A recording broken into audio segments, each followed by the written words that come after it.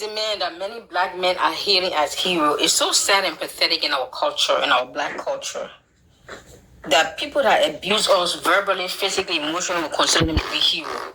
Isn't it? He just insulted a young lady and told her because two people came out of her. She's 37 years old. She had two kids out of wedlock. And she decided to change her mind and have an awakening, an epiphany to turn her life around and remain celibate until she find the right person. He's encouraging her to go out and give it up in order to find a man, to keep a man. But he forgot to realize that she did give it up, and he gave her two kids, and she's unmarried with two kids. He didn't listen properly, and you guys who listen to him, follow him, you didn't listen properly. He advised her to give it up. Somebody should have told him, if I was that lady, I would tell him, listen, sir, I did give it up twice. Nobody led me. Anyway, let me get to my next point here. He just told the next lady that she's too fat or something. Listen, a man that reduced women down to the number on the scale and the number on the calendar. The number on the calendar is their age. A man that only reduces you down to some numbers on the scale, your dress size, how much you weigh, and how old are you. And those are the three factors he determined to make a decision whether you are fit, you are valuable, or you are worthy to date a high value man, or your time is up in life. Just settle down, get old, and let it be because your time is up. You have hit a certain age. A man that reduced a whole living human being, another human being, to nothing but numbers on the scale, the number behind your label of your dress, and the number on the calendar, which is your age. And this is the man that people are hailing, especially black men are hailing as heroes. Does anybody know the definition of hero?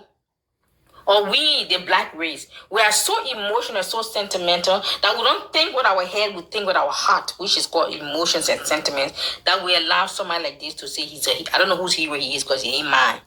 And no, I'm not a hater. I'm not a feminist. Matter of fact, I didn't even know who he was until his death. A sister friend of mine sent me his video and said he passed. I said, who is that? I had no clue. And then she sent me some clip, and I went and looked at the clip. I said, oh, because they said people were talking bad about him. And I listened to a few of his clips. I said, well, it makes a whole lot of sense, because if you insult people and you disrespect people, you dishonor them, you ridicule, you mock them in your life when you're alive. Then you want people to honor you when you're dead. Are you serious? Those of you who are, please. But listen, let me get back to the point. A man who reduced women down to a bunch of numbers on the scales and the dress size and their age tells me we are nothing more than a product to decorate and dress his arms. Meaning when you go outside, when you dress, walk in the street, it's always you have a beautiful woman, that's it. He will not be able to handle a strong, intelligent, successful, high-value woman, as he put it, high-value man. And so let me tell you, most of those so-called high-value men you're talking about, there are plenty out there, but they're nothing more than perverts. They are nothing more than, whether they are elite, the millionaires, the billionaires, they're out there.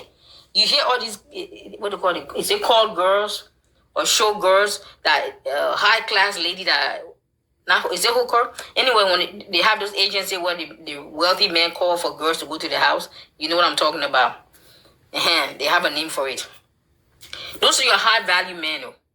Those high-value men does not have high-values morals. I repeat, those so-called high-value men that you think you are talking for or speaking on their behalf, Kevin, they do not have high moral values. Those are some of the most perverted, wicked, freaky people there is in the world.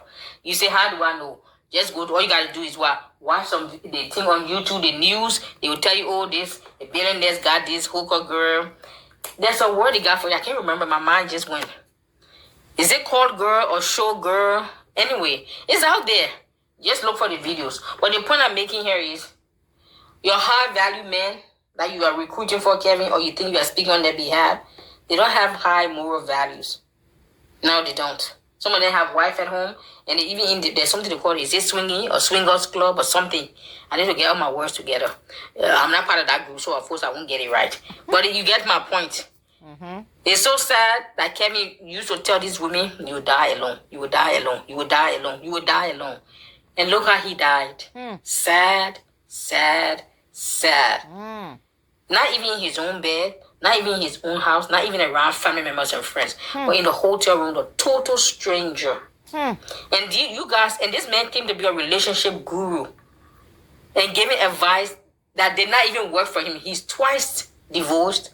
and had a new girlfriend that's half his age every few months, that he had to use Viagra to get his business on. That's how kind of Viagra stopped his heart in the hotel room. But you're not going to talk about that part. Okay, so Mr. High Value Man, have all this advice about relationship, how to snag a man and keep a man, but none of those advice seem to work for him. So if his own relationship advice did not work for him, what make him think it will work for people who call into his show? What make his so-called followers think that if it didn't work for him, it will work for them? Are you getting me? You can't be practicing what you're not preaching. You can't be dishing out something that you're not living by. You can't be dishing out and preaching out something that you're not living by, or it's not working for you, or you have no proof that it ever worked for you. You can't be saying those things, sir. But I guess he said those things because there are people out there that are so dumb and they are so emotional and so sentimental, they will eat up anything anybody say without even reasoning, critically, logically thinking, or even asking any questions. So wait, if he's such a great relationship expert, how come he didn't apply his own advice to save one of his two failed marriages? How come he still have a new girlfriend every few months or every few whatever? How come this? Well, of course you won't ask questions because asking questions means you are intelligent. And you say you're a high value man.